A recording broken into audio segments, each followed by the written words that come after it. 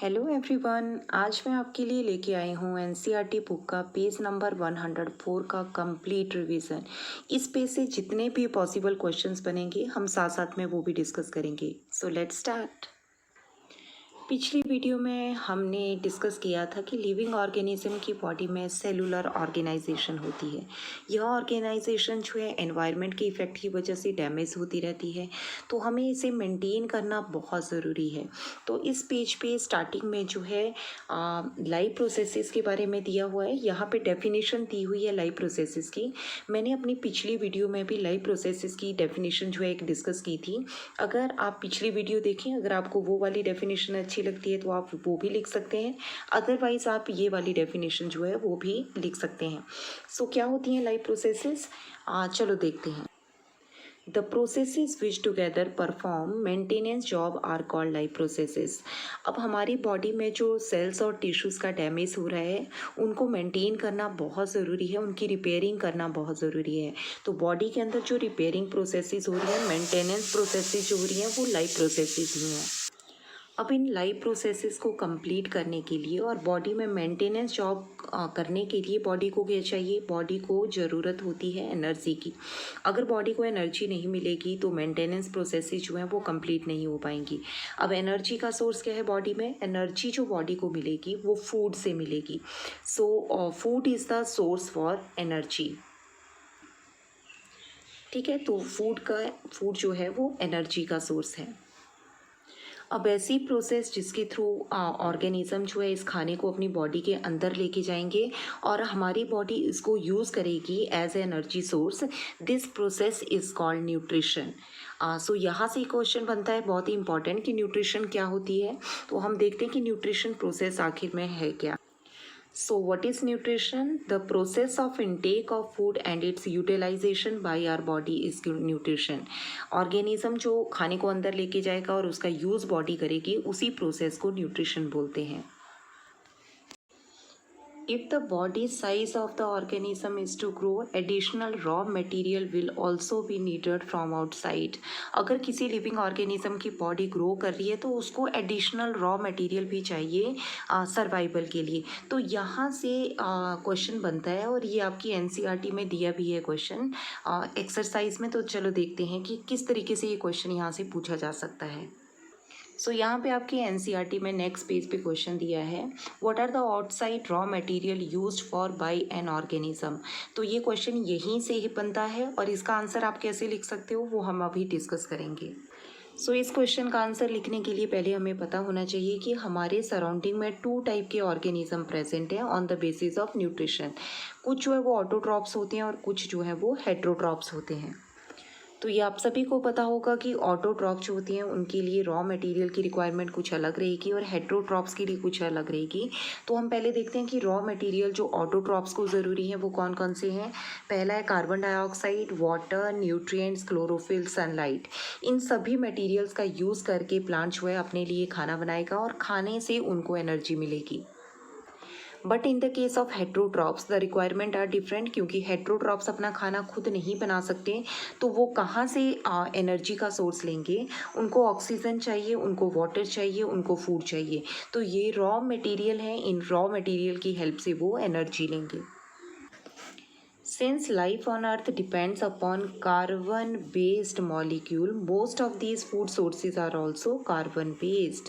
तो यहाँ से नेक्स्ट क्वेश्चन बनेगा कि कौन से कार्बन बेस्ड मॉलिक्यूल हैं जिनके ऊपर लाइफ जो है वो डिपेंड रहती है लिविंग ऑर्गेनिज्म की। तो चलिए देखते हैं इस क्वेश्चन का आंसर।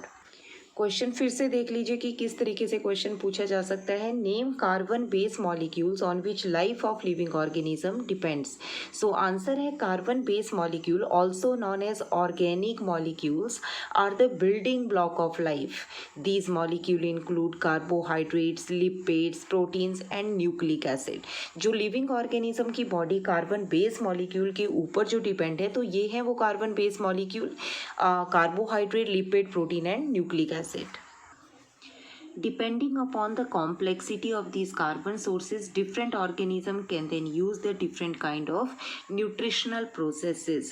Organism कितना complex food material खा रहा है इस पर डिपेंड करता है कि उसकी बॉडी में किस तरीके की न्यूट्रिशन प्रोसेस हो रही होगी। जैसा कि हमने पिछले पैराग्राफ में डिस्कस किया कि ऑटोट्रॉफ जो है उनके लिए एनर्जी की रिक्वायरमेंट जो होगी वो अलग अलग होगी, और जो हेट्रोट्रॉफ्स होंगे उनकी बॉडी के लिए एनर्जी की रिक्वायरमेंट जो है वो अलग अलग होंगी। The sources of energy therefore need to be broken down और build up in the body. इसीलिए जो एनर्जी के सोर्सेज होते हैं, जैसे हमने डिस्कस किया carbohydrate, protein, lipid, nucleic acid, इनको तोड़ने और जोड़ने की ज़रूरत होती है, जिससे फाइनली ये सोर्सेज जो है एनर्जी के, ये एक समान सोर्स में कन्वर्ट हो जाएं, ये यूनिफॉर्म सोर्स ऑफ एनर्जी में कन्वर्ट हो जाएं, and must be finally converted to a uniform source of energy that can be used for the various molecular movement needed for the maintaining living structure as well as the kind of molecules the body needs to grow. अब ये जो energy का source convert हुआ, energy जो है उसका use body molecular movements में कर लेगी, अपने लिविंग स्ट्रक्चर को मेंटेन करने में कर लेगी और अपनी बॉडी की ग्रोथ में कर लेगी। बट इसके लिए बॉडी में जो है केमिकल रिएक्शन होना ज़रूरी है। Oxidising reducing reaction are some of the most common chemical means to break down molecules को ब्रेक डाउन करने के लिए ऑक्सीडाइजिंग और रिड्यूसिंग रिएक्शन जो है वो बॉडी के अंदर होती हैं। तो यहाँ से क्वेश्चन बनता है कि ये ऑक्सीडाइजिंग रिड्यूसिंग रिएक्शंस क्या होती हैं, तो चलिए देखते हैं। ऑक्सीडेशन का मतलब है when A reactant loses electron during a reaction it is called oxidation, and when a reactant accumulate electrons during the reaction is called the reduction. तो आप याद रखिए कि ऑक्सीडेशन और रिडक्शन रिएक्शन क्या है, यहाँ से क्वेश्चन बन सकता है। For this, many organism use oxygen source from outside the body, means in सारे ऑक्सीडेशन और रिडक्शन रिएक्शन करवाने के लिए कुछ ऑर्गेनिज्म जो हैं वो ऑक्सीजन का यूज़ करेंगे, तभी मटेरियल ऑक्सीडाइज होंगे।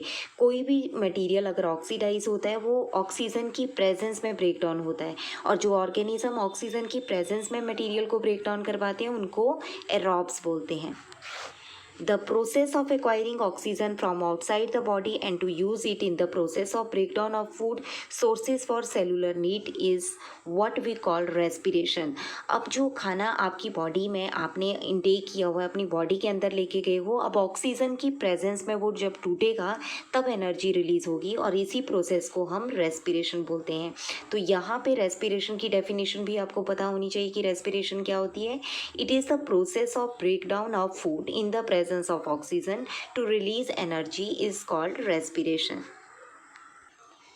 अब नेक्स्ट जो ये पैराग्राफ दिया है ये बहुत ज़्यादा इंपॉर्टेंट है, यहाँ से एक क्वेश्चन बनता है जो मोस्ट इम्पॉर्टेंट है, तो इस पैराग्राफ को ध्यान से देखिए। In the case of single-celled organisms, no specific organ for taking in food, exchange of gases and removal of waste may be needed.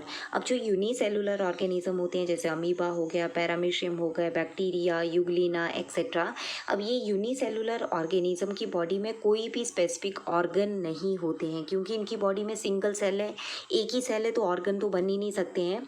तो इनकी बॉडी में exchange of gases, removal of waste और बाकी जो प्रोसेसेस हो रही हैं जैसे खाने को इनटेक करना, इनके लिए कोई स्पेसिफिक ऑर्गन्स नहीं बने होते हैं। सो ये सारी प्रोसेसेस इनकी बॉडी में कैसे होंगी, and the entire surface of the organism is in contact with the environment. In organism जैसे ये सपोज करो अमीबा है, तो अमीबा की बॉडी का जो जितना भी एंटायर बॉडी सरफेस है वो सारा का सारा एनवायरनमेंट के डायरेक्ट कांटेक्ट में होता है। तो अगर इसको ऑक्सीजन चाहिए तो इसका सेल जहाँ पे ऑक्सीजन की रिक्वायरमेंट है वहाँ से डायरेक्टली जो है उस पार्ट में डिफ्यूज़ हो जाएगी। तो यहाँ पे जो गैसेस की मूवमेंट हो रही है from outside to inside the body, that is by the process of diffusion. तो इनकी बॉडी में डिफ्यूज़न के थ्रू ही मटेरियल की मूवमेंट होती है। यूनिसेलुलर ऑर्गेनिज्म में डिफ्यूज़न जो है वो पॉसिबल है, क्योंकि इनका पूरा जो बॉडी का सरफेस होता है वो एनवायरनमेंट के डायरेक्ट कांटेक्ट में होता है। But what happen when the body size of the organism increases, but तब क्या होगा जब बॉडी साइज जो है वो इंक्रीज हो जाए, मीन्स ऑर्गेनिज्म जो है वो ज़्यादा कॉम्प्लेक्स हो जाए, like human being. In multi cellular organism all the cell may not be in direct contact with the environment. And जो मल्टी सेलुलर ऑर्गेनिज्म है लाइक ह्यूमन बीइंग, उनकी बॉडी में हर सेल जो है वो डायरेक्ट एनवायरनमेंट के कांटेक्ट में नहीं है, और इसीलिए हमारी बॉडी में डिफ्यूज़न के थ्रू मटेरियल की मूवमेंट नहीं हो सकती। और दूसरा जो है सेकंड, इसके पीछे का रीज़न ये है कि हमारी बॉडी जो है उसमें डिफ्यूज़न इसीलिए नहीं हो सकती कि डिफ्यूज़न एक बहुत ही स्लो प्रोसेस है। अगर डिफ्यूज़न के थ्रू हमारी बॉडी में मूवमेंट होने लगी मटेरियल की, तो जब जिस सेल को एनर्जी की रिक्वायरमेंट होगी उसको टाइमली एनर्जी नहीं मिल पाएगी, तो उसकी एक्टिविटीज़ जो है वो अफेक्टेड हो जाएंगी और लिविंग ऑर्गेनिज्म जो है वो सर्वाइव नहीं कर पाएगा।